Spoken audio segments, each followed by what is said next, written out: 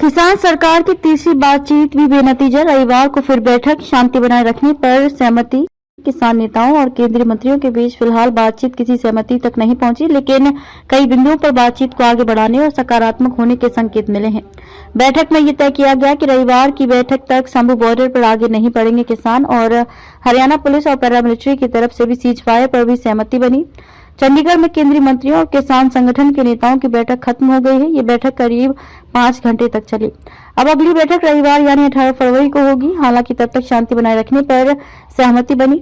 बैठक के बाद केंद्रीय मंत्री अर्जुन मुंडा ने कहा कि किसान यूनियन की तरफ से उठाए गए विषयों पर ध्यान केंद्रित करते हुए हमने फैसला किया है कि अगली बैठक रविवार शाम 6 बजे होगी। हम सभी शांतिपूर्वक समाधान निकालेंगे। दरअसल किसान नेताओं और केंद्रीय मंत्रियों के बीच फिलहाल बातचीत किसी सहमति तक नहीं पहुंची, लेकिन कई बिंदुओं पर बातचीत को आगे बढ़ाने और सकारात्मक होने के संकेत मिले हैं। वहीं अगली दौर की बातचीत से मुद्दे को सुलझाने को लेकर रविवार को फिर बैठक करने को लेकर सहमति बनी। अगली बैठक तक आगे नहीं बढ़ेंगे किसान। वहीं बैठक में ये तय किया गया कि रविवार की बैठक तक शंभू बॉर्डर पर आगे नहीं बढ़ेंगे किसान, और हरियाणा पुलिस और पैरामिलिट्री की तरफ से भी सीज फायर पर भी सहमति बनी। हम सभी शांतिपूर्वक समाधान निकालेंगे।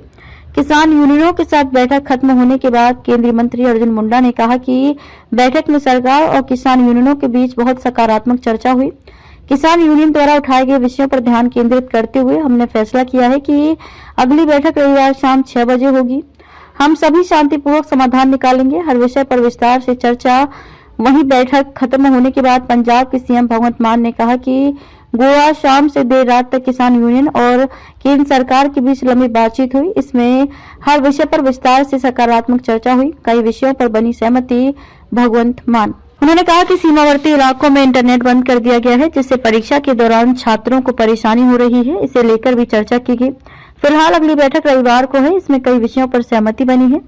कानून व्यवस्था और समस्याओं पर पंजाब के लोग भी चिंता का विषय हैं। हमें ईंधन या दूध या बाहर से आने वाली किसी भी चीज की कमी नहीं होनी चाहिए।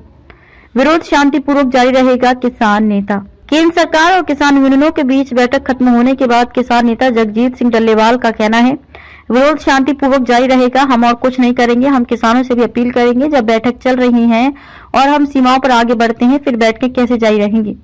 उन्होंने बैठक बुलाई है, हम तब तक इंतजार करेंगे। पिछले 2 दौर की बातचीत भी बेनतीजा। दोनों पक्षों के बीच ये तीसरे दौर की बातचीत थी। 8 और 12 फरवरी को बातचीत के पिछले 2 दौर बेनतीजे रहे थे। बैठक में भाग लेने वाले किसान नेताओं में एसकेएम नेता जगजीत सिंह डल्लेवाल और किसान मजदूर संघर्ष समिति के महासचिव सरवन सिंह पंदेर शामिल थे। संयुक्त किसान मोर्चा, गैर राजनीतिक और किसान मजदूर मोर्चा ने भाजपा के नेतृत्व वाले केंद्र पर अपनी मांगे स्वीकार करने के लिए दबाव डालने के लिए दिल्ली चलो का आह्वान किया। एमएसपी पर कानून गारंटी। मंगलवार को किसान मुख्य रूप से पंजाब से राज्यों के बीच 2 सीमा बिंदुओं पर हरियाणा पुलिस के साथ भिड़ गए थे। उन्हें आंसू गैस और पानी की बौछारों का सामना करना पड़ा, क्योंकि उन्होंने दिल्ली तक उनके मार्च को रोकने वाले बैरिकेड को तोड़ने की कोशिश की थी। एमएसपी पर कानूनी गारंटी के अलावा किसान स्वामीनाथन आयोग की सिफारिशों को लागू करने, किसानों और खेत मजदूरों के लिए पेंशन, कृषि ऋण माफी, पुलिस मामलों को वापस लेने और लखीमपुर खीरी हिंसा के पीड़ितों के लिए न्याय की बहाली की मांग कर रहे हैं।